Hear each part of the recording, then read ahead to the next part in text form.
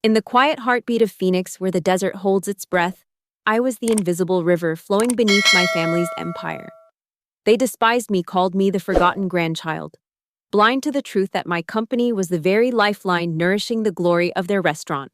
They said my grandfather never left me anything when he died. But a secret will, like a stone hurled into the stagnant waters of their trust, named me as the heir. And now their eyes pierce through me with suspicion and rage. Will I be the one to guide this river and bind us together? Or will its current drag our family's legacy into the abyss? Before I reveal the rest of this tragedy, if you're watching this video, please hit that subscribe button so you won't miss the deceitful and treacherous family stories I'll be sharing. Don't forget to leave your thoughts in the comments below, and now I invite you to listen to what happens next. I, Sofia Alvarez, stood in the sterile glow of a Phoenix law office, my heart a smoldering ember beneath a tailored blazer as my family buzzed with anticipation, their voices a chorus of greed and certainty, weaving a tapestry of their imagined triumph. They believed this Tuesday morning would crown them heirs to my grandfather's empire, a chain of restaurants that gleamed like stars across Arizona's desert. They saw themselves as the chosen, their laughter sharp as cactus spines slicing through the air where I stood unseen, a shadow they had long dismissed as ash. For years they had branded me a failure, a 29-year-old dreamer who squandered her business degree on fleeting ventures, their words a relentless wind eroding my place among them. They never suspected that I, the overlooked granddaughter, held the reins of their prosperity. My company, Desert Bloom Provisions, the silent lifeblood of their success, supplying their restaurants with precision and innovation. Nor did they know that my grandfather Diego Alvarez had uncovered this truth before his death, rewriting his will to place me at the helm of everything they coveted. This is not merely a tale of inheritance, but a saga of quiet resolve, of a fire kindled in the dark of a family's blindness, shattered by a truth too bright to ignore. As I stood there, the weight of their misjudgment pressed against my chest, yet within me surged a river of conviction, its current fierce whispering. Today they will see me. But what cost will this revelation exact, and what secrets will unravel when their world tilts beneath my truth? The story begins 3 weeks earlier in the quiet hum of my corner office overlooking Phoenix's industrial sprawl, where the skyline shimmered like a mirage. Desert Bloom Provisions had just crossed a milestone, $18 million in annual revenue, a triumph carved from sleepless nights and relentless ambition. My desk was strewn with quarterly reports, each number a testament to the empire I had built from nothing. A network of farms producers and clients stretching across 5 states, employing 62 souls who trusted my vision. I was no longer the uncertain girl my family remembered, but a woman who had forged her worth in the crucible of effort. Yet their voices still echoed in my mind, sharp as obsidian. My Uncle Mateo's booming declaration that I was wasting my life on pipe dreams. My cousin Isabella's pitying glance, her words dripping like venom. Sofia, you could have been something if you'd stayed with us. Even my Aunt Clara, with her practiced warmth, had sighed. It's such a shame you didn't follow Diego's path. Their judgment had driven a wedge between us, a chasm widened by 2 years of silence since our last family gathering, a disastrous evening where their scorn had burned hotter than the desert sun. I had walked away vowing to build something they could not dismiss, something undeniable. And I had succeeded, though they remained blind to it, their restaurants thriving on the innovations I supplied, organic produce, streamlined logistics, specialty ingredients, all born from my company's quiet genius. That morning, as sunlight spilled across my desk, my assistant Lena knocked softly, her voice tinged with urgency. Sofia, there's a lawyer on the line, Mr. Javier Torres. He says it's about your grandfather, it's urgent. My breath caught a sudden frost in my veins. Diego and I had not spoken since that bitter night 2 years ago. His silence a wound I carried in secret. I almost refused the call, my fingers hovering over the phone, torn between duty and the ache of old betrayals. But Lena's eyes held a quiet insistence and something deeper. A premonition perhaps urged me to answer. Javier Torres's voice was measured, professional, yet it carried a weight that shifted the air in my office. Ms. Alvarez, your grandfather conducted due diligence on his restaurant suppliers before his passing. He discovered that Desert Bloom Provisions, your company, has been their primary partner for nearly 4 years. He was astonished. Astonished.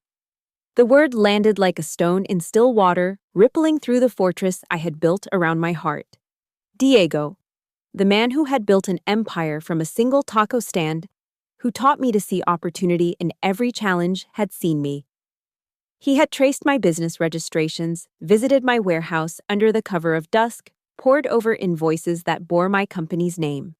He learned that every improvement his restaurants boasted, reduced waste, enhanced menus, flawless deliveries flowed from my innovations.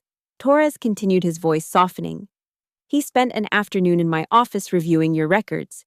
He asked me one question that stayed with him. How long has Sofia been making my restaurants better without us knowing? The answer shook me. 4 years.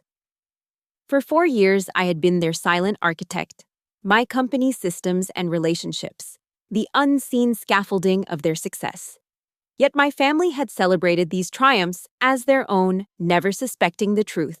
Torres revealed the heart of Diego's discovery, his voice steady but laced with reverence.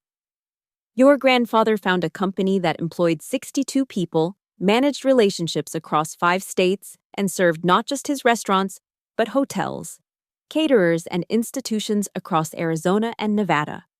He saw a business built from nothing, a reflection of his own entrepreneurial spirit. He was proud, Miss Alvarez, profoundly proud. My throat tightened, a storm of emotions, swelling pride, vindication, but also grief for the years we had lost to silence. Diego had seen what I had become, not the failure my family imagined, but a woman who had carved her own path. He had added a codicil to his will. Torres explained a secret amendment that would grant me controlling interest in the Alvarez restaurant empire. 51% of everything my family believed was theirs.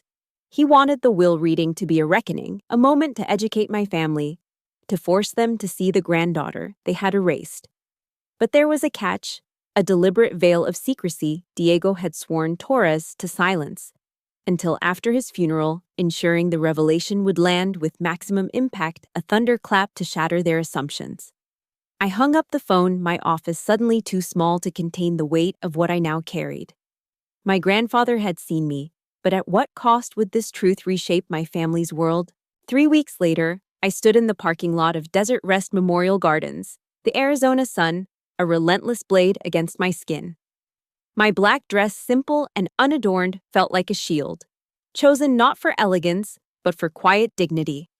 I had loved Diego, despite the distance that had grown between us, his lessons, the spark that ignited my ambition. The funeral was a tapestry of ritual and performance. My family gathered like actors on a stage, their grief choreographed to fit their roles. Uncle Mateo, 58, held court near the entrance, his voice a booming drum as he recounted Diego's triumphs to mourners, his tailored suit, a declaration of his presumed inheritance. Aunt Clara, 55, dabbed at her eyes with a silk handkerchief, her glances darting to the parking lot, noting who arrived in what car, a silent tally of status. My cousins, Isabella, 34, and Luis, 31, stood by the guest book, their polished appearances a mirror of their confidence, certain they would inherit the empire. Their black attire was designer, their postures regal as if already crowned. They expected the will reading tomorrow to divide Diego's restaurants between them, a legacy they believed they had earned. I moved among them like a ghost, my presence barely registered. Clara's embrace was fleeting, her words a practiced condolence. Sofia, darling, I wasn't sure you'd come. Her tone carried the faint surprise that I had bothered to appear as if my love for Diego was an afterthought. Luis approached, his smile a calculated mask. Hey, Soph, thanks for showing up. How's the job hunt going? Still dabbling in food stuff. His words stung, a reminder of their narrative. Sofia, the wayward granddaughter scraping by in dead-end jobs. Isabella joined us. Her elegance a weapon. Sofia, that dress is so practical. Her compliment was a blade wrapped in silk, kind, yet cutting, perfected over years of dismissing me. They spoke of the service of Diego's vitality, of the crowd, but never of the will reading their silence a wall. They did not expect me to be included, could not fathom why Torres had insisted on my presence. To them, I was an obligation, not a contender. The funeral unfolded as Diego would have wished, a mariachi band playing his beloved rancheras, their notes weaving through the air like a river's lament. Family members shared stories of his journey from Sonora to Arizona. His taco stand blooming into an empire, Luis's eulogy was a masterstroke of ambition. His voice ringing with promises to uphold Diego's legacy, to keep the restaurants in the family where they belong.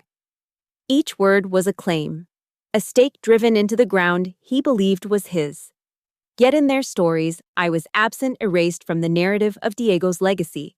They spoke of his vision, his triumphs, but not of the granddaughter who had mirrored his entrepreneurial fire. I sat in the back, my heart a quiet forge, hammering out a truth they could not see. Diego had once told me in a rare moment of closeness that his pride lay not in wealth, but in serving a need, in building something lasting.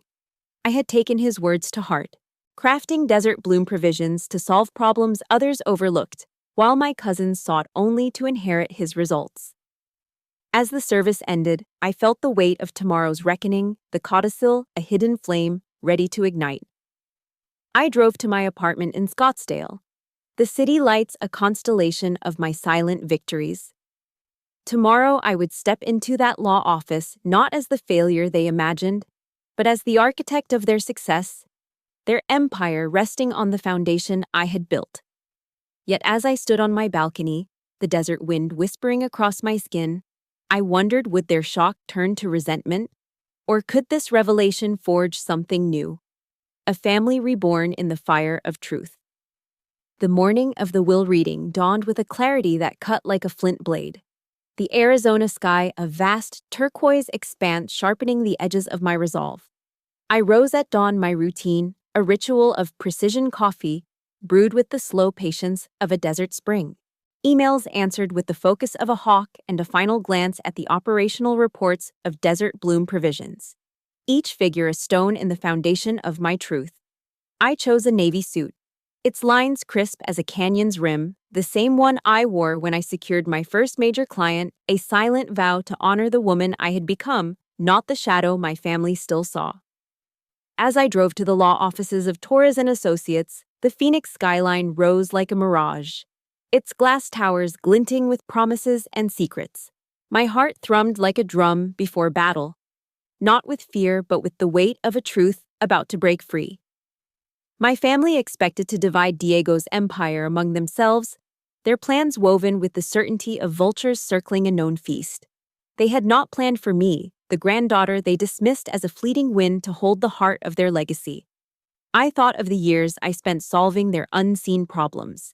Inventory systems that slashed waste by 35%. Organic sourcing that drew new patrons, logistics that turned chaos into rhythm while they claimed my innovations as their own.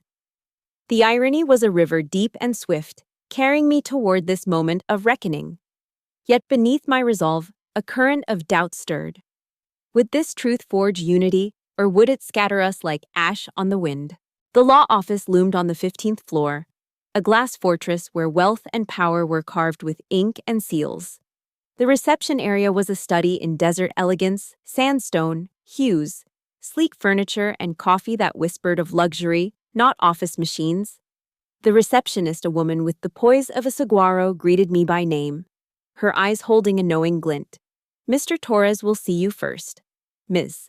Alvarez," she said, her voice a soft breeze carrying weight. I followed her to his office, my steps steady but my pulse a gathering storm. Javier Torres rose from behind a mahogany desk, his presence warm yet commanding, like a mesa enduring the ages. "Sofia, thank you for coming early," he said, gesturing to a leather chair by a window that framed Phoenix's sprawl. "Your grandfather left specific instructions. He wanted you to understand his intent before the others arrive." He handed me a sealed envelope, my name etched in Diego's careful script, a relic of his hand that stirred a pang of loss. "He wrote this for you to explain why he chose you." Torres said, his tone reverent. I opened it, my fingers trembling like leaves in a monsoon. The letter unfolded like a map to a hidden truth. 3 pages of Diego's words, each one a spark reigniting the bond we once shared. He wrote of our old talks when I was a girl, dreaming of markets and systems, of his regret for letting family politics sever our connection. Sofia, he wrote, I drove past your warehouse at dusk, saw the trucks moving like stars in formation. I read your filings, your invoices, your reputation in the industry. I realized you weren't lost. You were building what I built, but bolder. You saw needs. I missed solved problems I didn't see. You are the fire of our legacy, not its keeper. My eyes burned, tears held back by the strength I had forged. Diego had seen me, not as the failure my family painted, but as the heir to his vision. His codicil was no whim. It was a judgment, a belief that I, who built from nothing, deserved to lead. As I folded the letter, the conference room beyond began to hum with my family's arrival, their voices a low thunder rolling through the walls. Uncle Mateo's baritone led the charge, discussing profit margins with the confidence of a man who believed he owned the future. Aunt Clara's softer tones wove through her words, polite but sharp, tallying who wore what, who arrived. When my cousins Isabella and Luis spoke in hushed excitement, their plans for expansion already taking shape, unaware that the ground beneath them was about to shift, I stepped into the room, my suit a quiet armor, and their eyes flicked to me, then away as if I were a passing cloud. Mateo offered a nod, his smile tight. Clara's embrace was perfunctory, her attention already elsewhere. Isabella's glance was a blade. Sofia, you look professional. She said, her tone a mix of surprise and condescension. Luis clapped my shoulder, his grin patronizing. Good to see you, Sof. Didn't know you did suits now. Still in the food game? Their words were thorns, familiar yet stinging, each one a reminder of the narrative they had woven. Sofia, the dreamer who never landed. I smiled, my voice calm as a desert dawn. Something like that. Business is steady. They moved on, their attention returning to their own orbit, unaware that I held the sun they circled. The conference room was a circle of power, its table polished to a mirror's sheen, leather chairs arranged like sentinels. Torres took his place at the head, stacks of documents before him, their weight a silent promise of change. My family settled into their roles. Mateo and Clara on one side, their postures a fortress of authority. Isabella and Luis across, their confidence a polished shield. I sat at the table's end, slightly apart, a lone star in their constellation, yet close enough to feel the heat of their expectations. Torres began with the ritual of legalities, his voice steady as a river's flow, explaining Diego's mental clarity, the witnesses to his will, the safeguards ensuring his wishes would stand. He read the smaller bequests. First, Mateo would inherit Diego's vintage watch collection and his oak desk from the first restaurant. Clara would receive her mother's jewelry and a trove of family photographs. Their nods were gracious, their murmurs practiced. But their eyes gleamed with the real prize, the restaurant empire, the heart of Diego's legacy. Torres's tone shifted, formal as a judge's gavel. We now come to the primary business assets, the distribution of controlling interest in Alvarez, family restaurants. The room fell silent, a held breath, their anticipation a taut bowstring ready to release. To Mateo Alvarez and his wife Clara Torres, read, I leave the family estate in Paradise Valley, its contents and grounds, plus a trust fund of $800,000 for a secure retirement. Mateo's face softened a satisfied exhale. The amount generous, but not the crown they sought. Clara's hand touched his, her smile tight, a silent calculation of what was to come. To my grandson Luis Alvarez and my granddaughter Isabella Alvarez. Torres continued, I leave equal ownership shares in Alvarez family restaurants, 49% to be divided between them, with the expectation that they maintain the operational excellence and family traditions that define our legacy. The number landed like a stone in a still pond. Ripples of confusion spreading across their faces. Isabella's brow furrowed. Luis leaned forward, his voice sharp. 49%, Mr. Torres, there's a mistake. Who gets the remaining 51%? The air thickened a storm. gathering their eyes darting, searching for an answer they could not yet see. Torres set down the will, his hands deliberate as he reached for a separate folder. This brings us to a codicil added 3 weeks before Diego's death. It significantly alters the business inheritance and requires explanation. The word codicil struck like lightning, their postures stiffening, Mateo's knuckles whitening on the table's edge, Clara's breath catching Isabella's eyes, narrowing Luis's jaw, tightening. They had not expected a twist, a hidden clause to upend their plans. Torres opened the codicil, his voice a steady drumbeat. In the weeks before finalizing my will, I uncovered truths about my granddaughter, Sofia Alvarez, that reshaped my understanding of her strength and vision. I learned that Desert Bloom Provisions, the primary supplier to our restaurants, is hers, built from the ground up. Its innovations have driven our success for 4 years, improved efficiency, reduced costs, elevated quality, all without her seeking recognition. The silence that followed was a chasm vast and unyielding. Isabella's face drained of color, her elegance unraveling into shock. Luis stared at me, his eyes searching for the cousin he thought he knew. Mateo's voice broke the quiet, a hoarse whisper, "Sofia owns Desert Bloom Provisions." I nodded my composure, a shield forged in years of their dismissal. "Yes, uncle. For 4 years, my company has supplied your restaurants, streamlined your operations, sourced your ingredients." Clara's hand flew to her mouth, her eyes wide with disbelief. "All this time?" "We didn't know." Luis's voice trembled, a mix of awe and confusion. "The inventory systems, the waste reduction, the menu expansions. Those were you." I met his gaze, my voice steady as stone. "My team designed those systems, implemented those changes. It's what we do for all our clients, including you." Torres raised a hand, his presence a calm anchor. "There's more," Diego wrote. "I discovered that Sofia has built Desert Bloom Provisions into a cornerstone of the Southwest food industry with $18 million in revenue, 62 employees and clients across 5 states. She has shown the entrepreneurial fire that built our family's legacy, not by preserving what I created, but by forging something new. Therefore, I grant Sofia Alvarez controlling interest 51% of Alvarez family restaurants with primary authority over strategic planning, expansion, and operations." The words landed like a meteor, shattering their expectations. Mateo gripped the table, his face a mask of disbelief. Clara's eyes darted between me and Torres, searching for a flaw in this truth. Isabella's voice cut through, sharp as a shard. 4 years. You've been our supplier for 4 years, and you said nothing. Her question was an accusation, her shock laced with betrayal. I held her gaze, my voice soft but unyielding. I tried years ago to share my ideas, but every suggestion was dismissed, every effort mocked. I chose to build instead of beg for your belief. Luis leaned back, his hands raking through his hair. All those improvements, we celebrated the bonuses I earned for efficiency. You made those possible. His admission was a crack in their narrative, a truth they could not unsee. Mateo's voice rose, strained with the weight of his unraveling authority.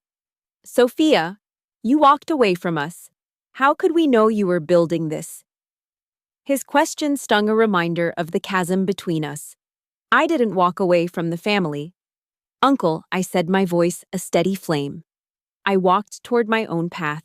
You saw my absence as failure, but I was solving your problems from the outside." Clara's eyes glistened, her voice small. "Why didn't you tell us, Sofia? Why keep this secret?" The question pierced me, not for its accusation but for the pain it revealed. "Because I stopped believing you'd listen," I replied. 5 years ago, I was a voice you ignored. I built Desert Bloom to prove my worth, not to you, but to myself." Torres resumed, his voice a bridge over their shock. "Diego also appointed Sofia as executor of his estate and trustee of all family trusts. He believed her proven business acumen and integrity made her the most qualified to steward his legacy." The room seemed to contract, the air heavy with their unspoken fears.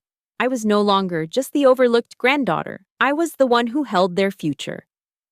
Isabella's voice trembled, her composure fraying. What does this mean for us, for our roles? I answered before. Torres could, my tone firm, yet open.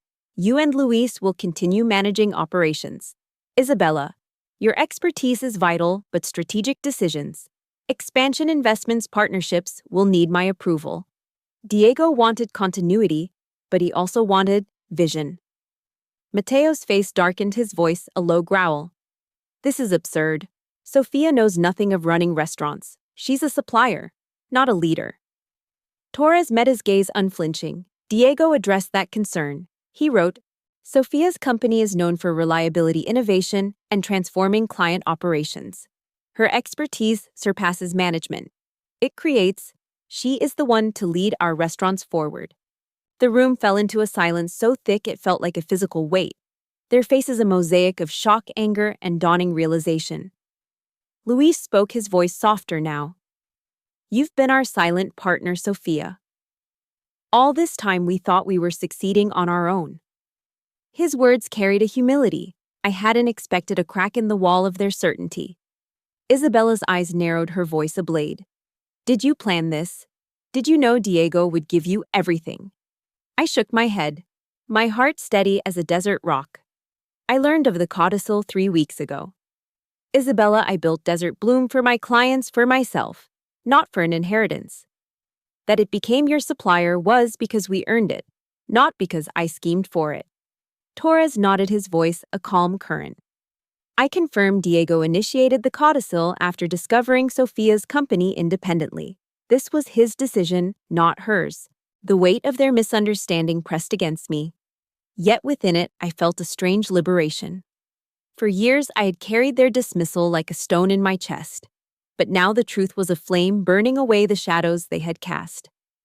Torres outlined the next steps, a transition period, performance metrics to ensure my leadership benefited the business, a $600,000 fund for integrating Desert Bloom with the restaurants.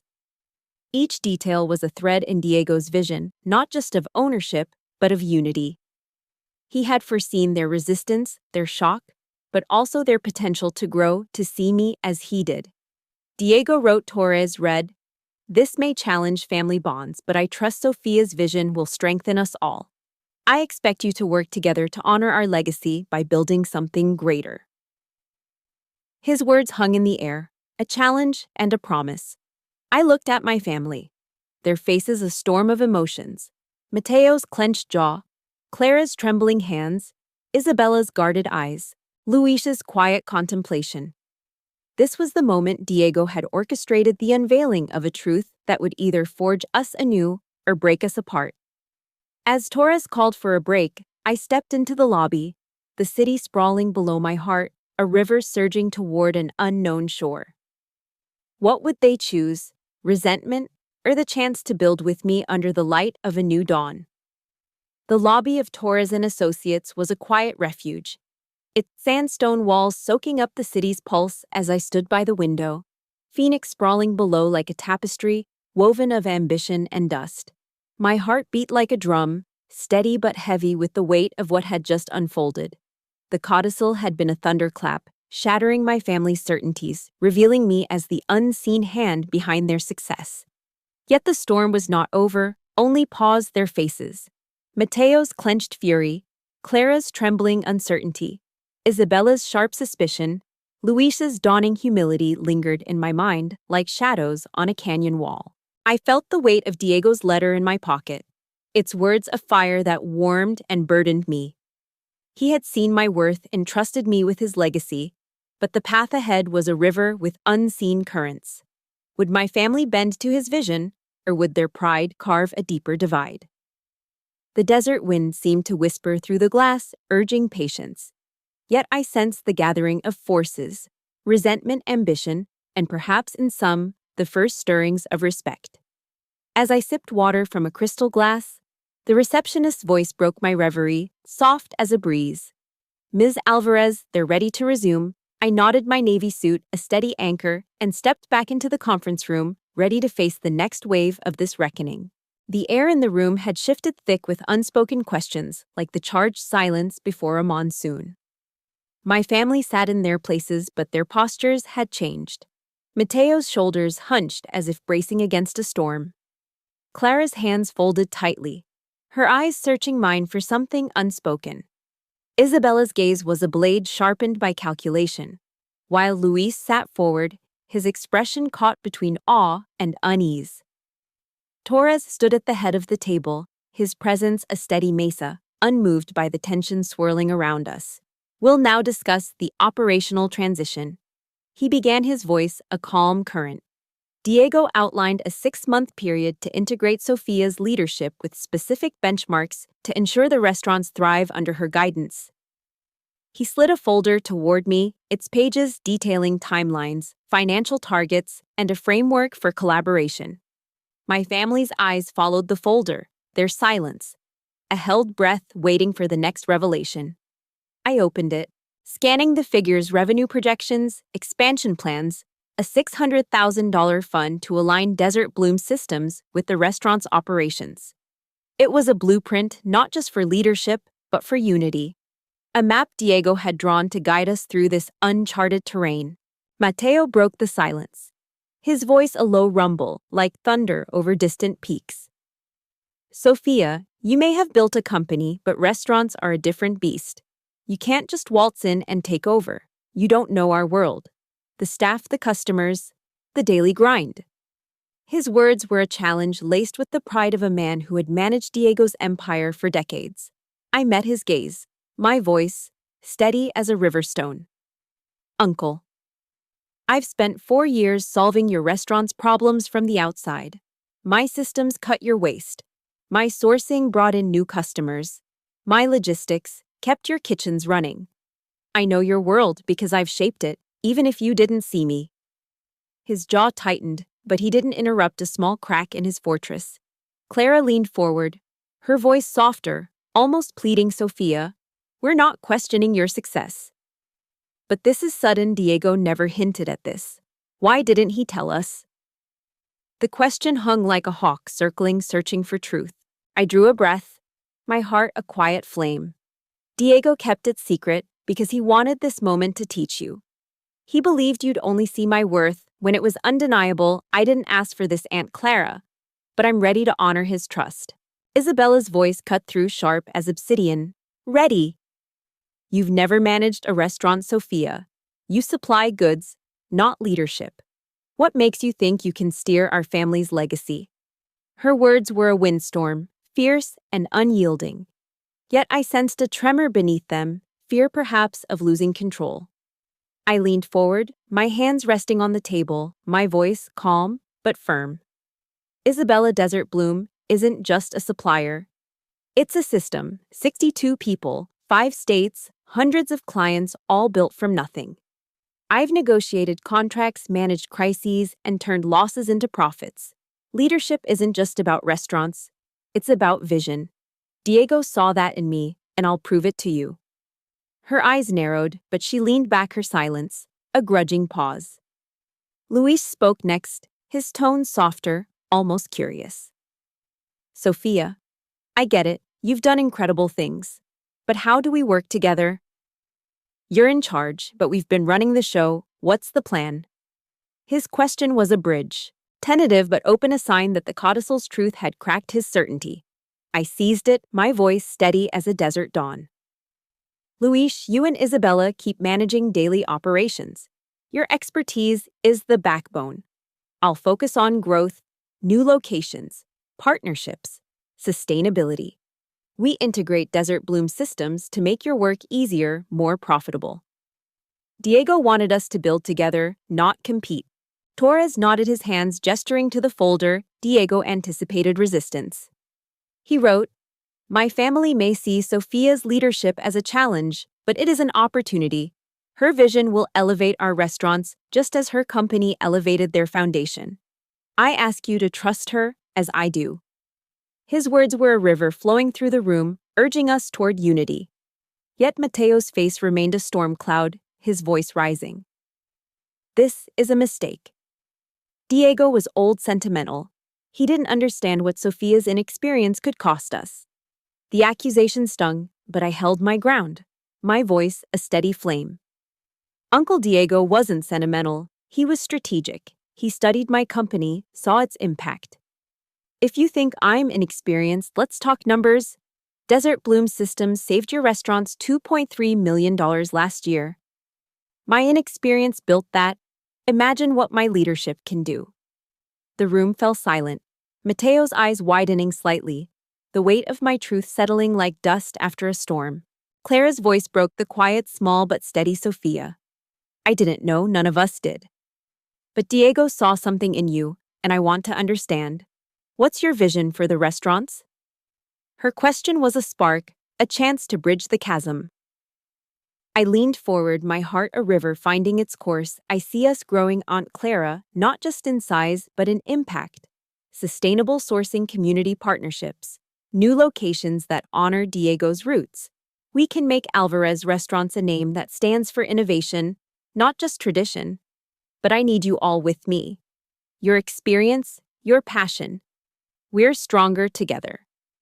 My words were a vision painted with the colors of Diego's dreams. Yet I saw the doubt lingering in their eyes. Isabella spoke, her voice cooler now. That sounds ambitious, Sofia. But ambition doesn't mean success. How do we know you won't ruin what we've built? The question was a test. Her skepticism. A wall, I met it with. Calm. Isabella, I've built a company that thrives under pressure. I'm not here to tear down what works. I'm here to make it better. Give me 6 months. Judge me by results, not assumptions. Torres interjected, his voice a steady drum. Diego set clear metrics for this transition. Sofia must meet revenue and efficiency targets. If she doesn't, the board comprising you all can challenge her leadership. He wanted accountability, not division. The structure was a lifeline, a way to balance power and trust. Luis nodded slowly, his eyes meeting mine. 6 months. Sofia, I'm in. Let's see what you can do. His words were a small victory, a crack in the wall of resistance. But Mateo shook his head, his voice heavy. I'm not convinced, Sofia. You're smart, but this is our life's work. I'll watch your metrics, but don't expect me to cheer. Clara touched his arm, her voice soft. Mateo. Diego chose her. We owe him a chance to see why. Her words were a bridge, fragile but present. And I felt a flicker of hope, like a star breaking through a clouded sky. The meeting shifted to logistics, timelines for integrating Desert Bloom Systems, meetings with restaurant managers, a review of expansion proposals I had already begun drafting. I shared my plan to open 2 new locations in Nevada, leveraging Desert Bloom's network to secure prime suppliers. The numbers were solid, projected 12% revenue growth in the first year, backed by data from my company's success. Luis listened intently, scribbling notes, while Isabella's eyes flickered with reluctant interest. Mateo remained silent, his skepticism a shadow. But Clara asked questions, her curiosity a tentative olive branch. As the meeting closed, Torres handed us each a copy of the codicil and transition plan, his voice a final note. Diego believed in this family's strength. He saw Sofia as its future, but he trusted you all to shape it together. The next 6 months will test that vision. We stood the room heavy with unspoken promises, and I felt their eyes on me, no longer dismissing, but weighing, judging, wondering. Outside the sun blazed its heat, a mirror to the fire.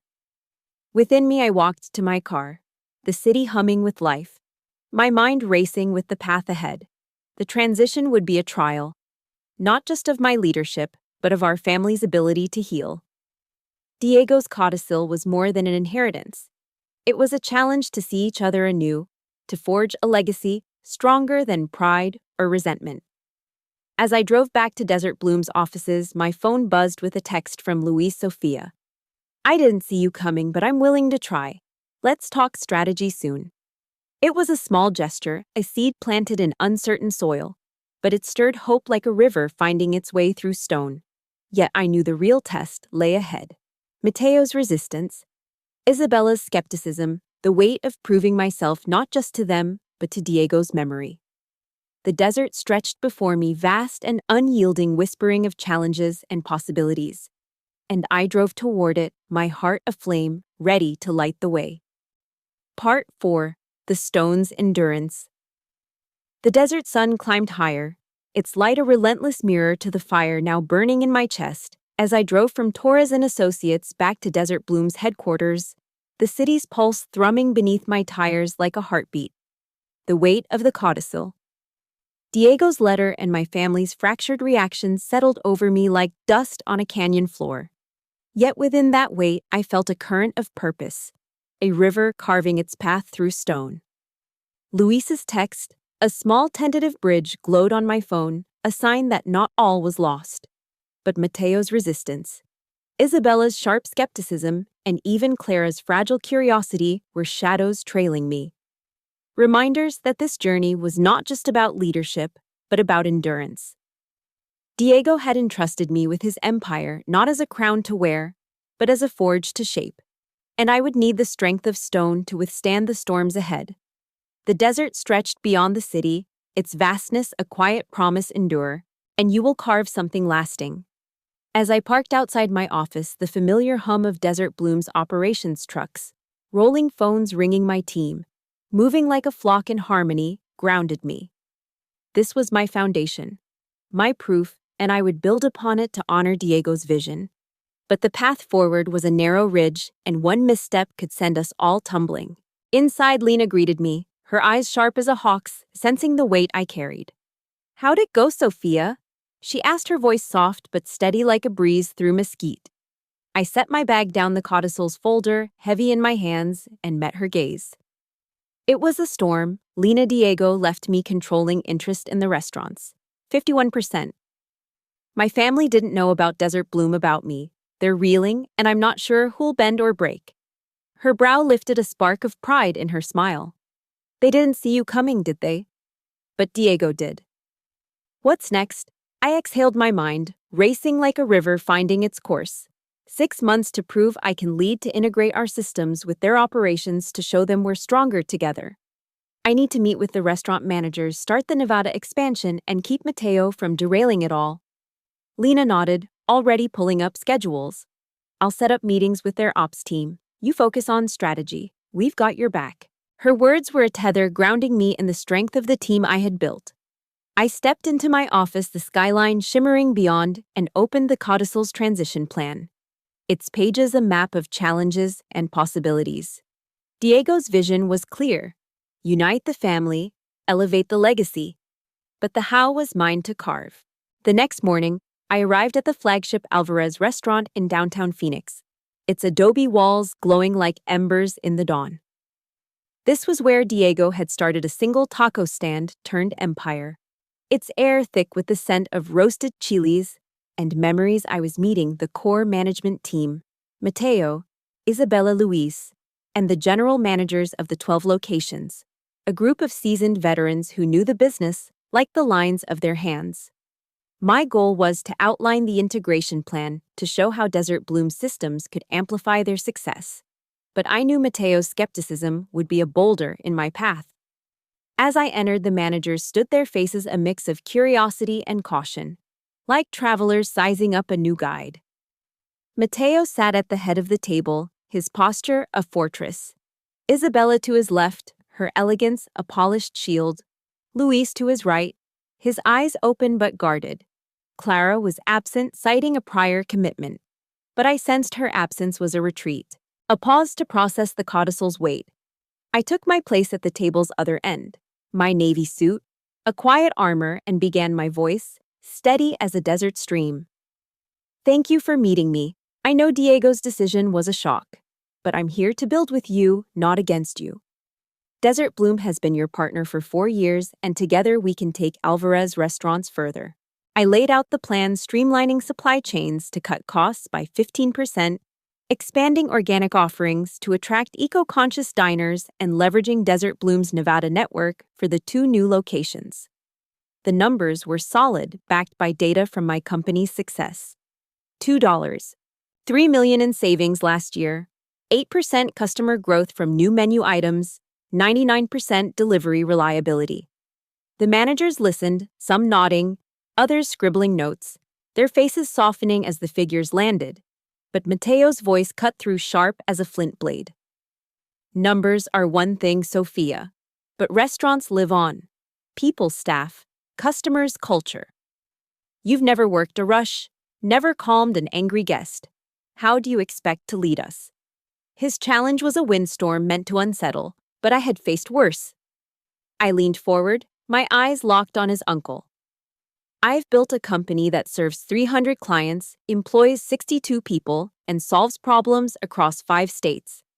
I know how to lead teams, manage crises, and build trust. I'm not here to replace your expertise. I'm here to amplify it. Let's use what works and make it better together.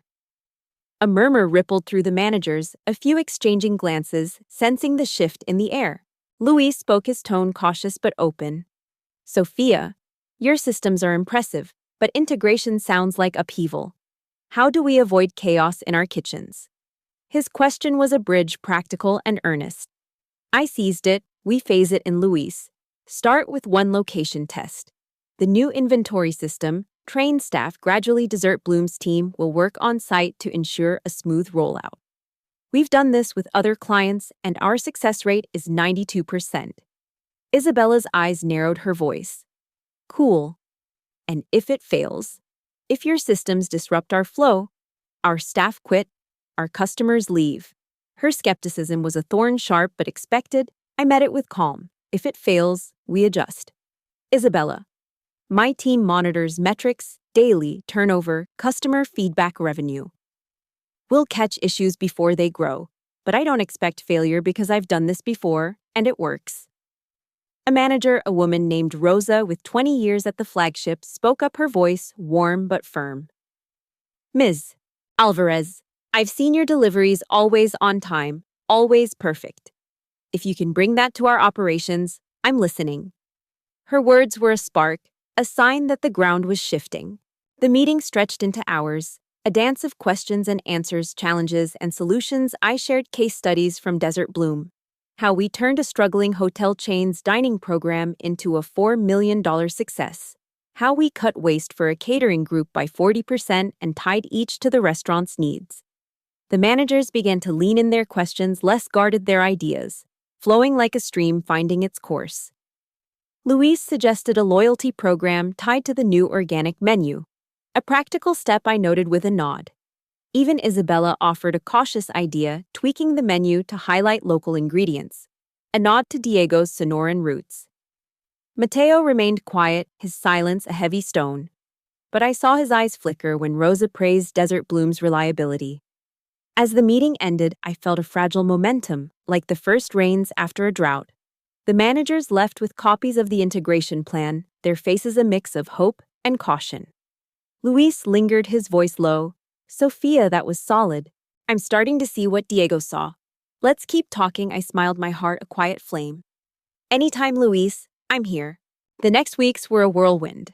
A test of endurance as I split my time between Desert Bloom and the restaurants. I met with each location's team, learning their rhythms, their challenges, their pride in Diego's legacy.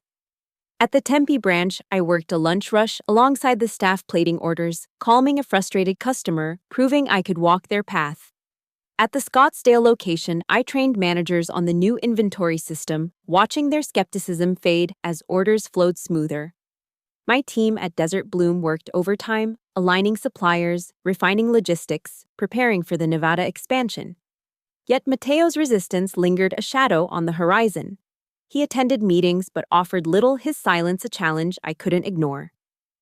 One evening at the flagship restaurant, he cornered me after a staff briefing, his voice low like thunder in a canyon. Sofia, you're moving too fast. This integration, these new locations, it's reckless. You're risking everything. Diego built, I faced him. My voice steady as stone. Uncle, I'm building on what Diego started, not risking it. The Nevada locations are backed by data. Market demand, supplier contracts projected 12% growth. I'm not guessing, I'm planning. He shook his head, his eyes hard. Plans fail, Sofia. And when they do, it's my family's legacy that suffers, not just your ambition. His words cut, but I held my ground. Then help me, uncle. Your experience could make this stronger. Diego believed in us both. That night, I stood on my balcony, the desert wind cool against my skin. The city lights a constellation of challenges and dreams. Mateo's words echoed a reminder of the stakes. But so did Diego's letter. Its words, a fire in my heart. I was not alone. Luis was warming to the plan. Isabella was engaging, however cautiously, and Clara had called her voice tentative. Sofia, I'm proud of what you're doing. Let me know how I can help. Her words were a small seed planted in uncertain soil, but enough to keep me moving. The Nevada expansion was set to launch in 3 months, the first test of my leadership. I had secured a prime supplier in Reno, leveraged Desert Bloom's network to lock in contracts, and drafted a marketing campaign to draw eco-conscious diners. But the real test was, my family, could I turn their doubt into trust, their resistance into partnership? The desert whispered its answer. Patient and unyielding endure, and the path will form. I closed my eyes, my heart a river flowing toward the horizon, ready for the next dawn. The desert dawn broke with a quiet fire, its colors painting the sky like a weaver's loom. As I stood in my office at Desert Bloom Provisions, the hum of my team's work, a steady pulse beneath my feet. 3 months had passed since the meeting at the flagship restaurant, 3 months of forging a path through doubt and resistance. My heart a river carving its way toward a new horizon. The Nevada expansion loomed, a twin star rising, 2 new Alvarez restaurants set to open in Reno and Las Vegas, their foundations laid with Desert Bloom supply chains, my vision woven into their bones.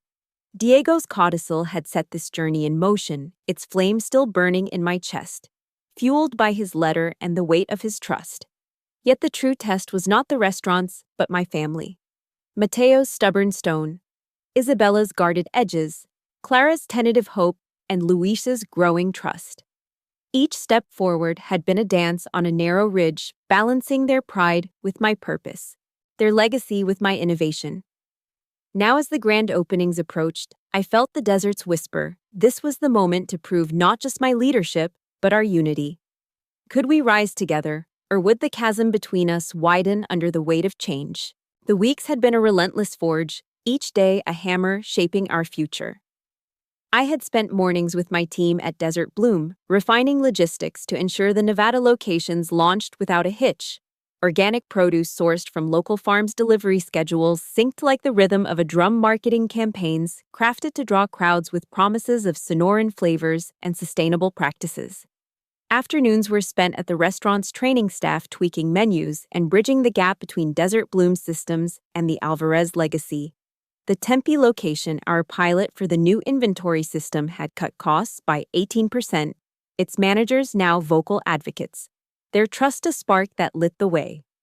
In Scottsdale, customer feedback glowed. New dishes born from my sourcing drew 10% more diners, a quiet victory that softened even Isabella's skepticism. Luis had become my ally, joining strategy sessions, his ideas sharpening my plans like a blade on a whetstone. He proposed a community event for the Reno, opening a festival of music and food to honor Diego's roots, and I embraced it, seeing his passion as a bridge to our shared goal.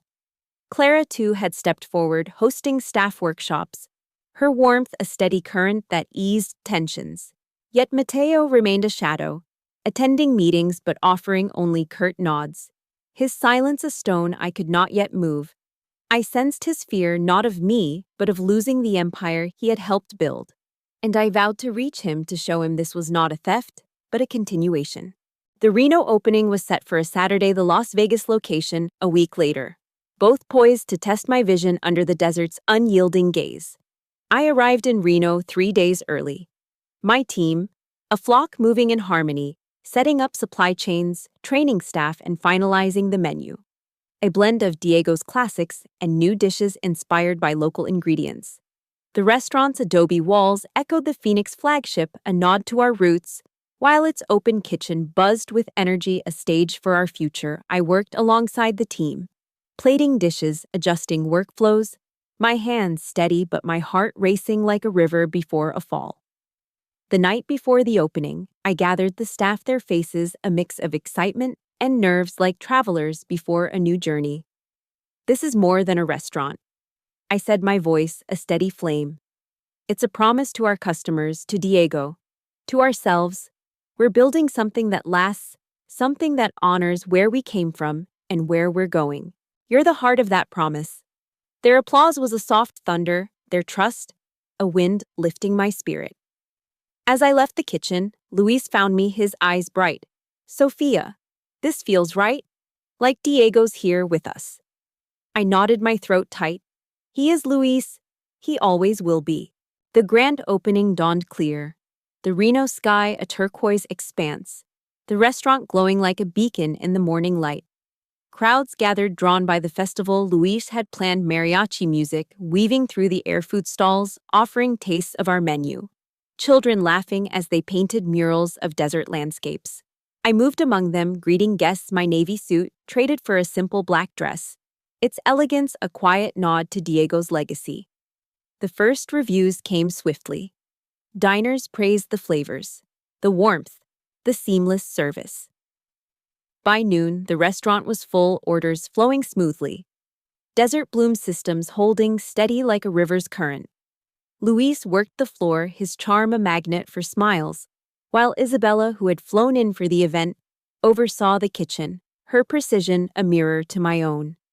Even Mateo was there, his presence a surprise, his eyes scanning the crowd, weighing the success. As the day ended, Rosa, the flagship manager who had first trusted me, pulled me aside, her voice warm. Sofia, this is what Diego dreamed of, family food community. You did this. Her words were a spark igniting a pride I had held back. But as I looked at Mateo standing apart, his face unreadable, I knew the journey was not complete. The Las Vegas opening followed a bolder affair under the city's neon glow. The restaurant, a sleek fusion of desert heritage and modern flair. The crowd was larger, the stakes higher, but Desert Bloom systems held, delivering supplies with precision, the staff moving like a flock in sync. Clara joined us, her presence a quiet strength, hosting a VIP table of local influencers, her warmth drawing praise. Isabella took charge of operations, her skepticism now tempered by results, her suggestions sharpening our flow. Luis's festival idea scaled up with live music and a pop-up market that drew thousands. The reviews were electric. Critics called it a new standard for Southwestern dining, citing the sustainable sourcing and vibrant flavors. My heart swelled, a river finding its sea. But Mateo's silence remained a stone in the current. After the event, he approached me, his voice low like thunder, fading. Sofia, I didn't think you could pull this off. But the numbers don't lie, revenue's up, customers are happy. You've got something here. His words were not an embrace, but a crack in his fortress, a chance for more. The 6-month transition period ended with a board meeting at the Phoenix flagship, the air thick with the scent of roasted chilies, and anticipation. Torres joined us, his presence a steady mesa, as I presented the results. 14% revenue growth across all locations. 20% cost savings from integrated systems, 95% customer satisfaction, and 2 successful Nevada openings. The managers applauded, their trust now a solid foundation. Luis stood, his voice clear. Sofia, you've shown us what's possible. I'm with you. Isabella nodded, her eyes softer. I was wrong to doubt you, Sofia. Let's keep building. Clara's smile was a warm dawn. Diego would be proud, Sofia. I am. Mateo sat silent, his hands folded, but when he spoke, his voice was steady. I fought this, Sofia. I thought you'd break what we built. But you've honored it. I'll work with you, but I'll hold you to those numbers. His words were a bridge, narrow but real, and I felt the desert's whisper. We were forging something new. That night, I stood on my balcony, the desert wind cool against my skin. The city lights a constellation of triumphs and trials. Diego's letter rested in my hand, its words a fire that had guided me through doubt, resistance, and victory. The codicil had been a spark igniting a journey that tested us all, but, in its flame, we had found a path not perfect but enduring. My family was not yet whole, but the chasm had narrowed, their trust a seed taking root. The restaurants thrived, their legacy stronger for the vision we now shared. I closed my eyes, the desert's song in my ears, and felt Diego's presence, a star in the vast sky, guiding us toward a horizon where family and legacy could embrace. My heart, a river unbroken, flowed on, ready for the next dawn.